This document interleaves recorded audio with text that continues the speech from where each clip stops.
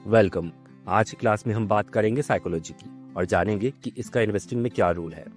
Investment decide करते वक्त investor की साइकोलॉजी बहुत स्ट्रांग रोल प्ले करती है। ये बेसिकली आपके इमोशंस, सोच और बिहेवियर पर डिपेंड करता है, जो आपके इन्वेस्टमेंट डिसीजंस को इन्फ्लुएंस करता है।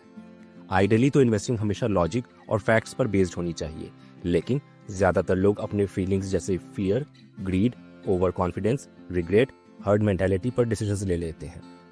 चलिए अब समझते हैं कि इमोशंस इन्वेस्टर के डिसीजंस को किस तरह इन्फ्लुएंस करते हैं। सबसे पहला है फियर। जब मार्केट गिरती है तो इन्वेस्टर्स घबराहट में अपने शेयर्स को लॉस में बेच देते हैं ताकि और नुकसान ना हो, लेकिन अक्सर मार्केट बाद में रिकवर हो जाती है और इन्वेस्टर्स के लॉस परमानेंट हो जाते हैं। दूसरा है ग्रीड। जब मार्केट ऊपर जा रही हो तो कई बार ऐसा देखा गया है कि प्रॉफिट के चक्कर में इन्वेस्टर हाई रिस्क या ओवर वैल्यूड स्टॉक्स खरीद लेते हैं। शॉर्ट टर्म में ये टेम्पटिंग लगता है, लेकिन कभी कभी बड़े लॉसेस भी हो जाते हैं। तीसरा है ओवर कॉन्फिडेंस। कई बार इन्वेस्टर सोचते हैं कि उनके एनालिसिस हमेशा सही होते हैं। वो बिना रिस्क को एनालाइज या डाइवर्सिफाई किए एक ही स्टॉक या सेक्टर में हेवीली इन्वेस्ट कर देते हैं, जिसकी वजह से अगर ओवर कॉन्फिडेंस रॉन्ग प्रूव हो जाए तो इन्वेस्टर्स को बड़े नुकसान का सामना करना पड़ सकता है।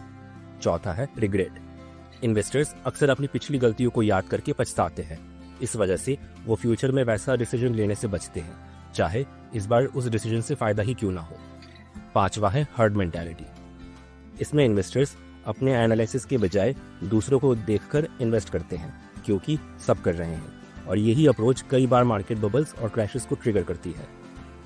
इसलिए सक्सेसफुल इन्वेस्टिंग सिर्फ एनालिसिस का गेम नहीं, ये अपने इमोशंस को कंट्रोल करने, डिसिप्लिन बनाए रखने और लॉन्ग टर्म थिंकिंग अडॉप्ट करने का भी आर्ट है। Investments in the securities market are subject to market risk. Read all the related documents carefully before investing.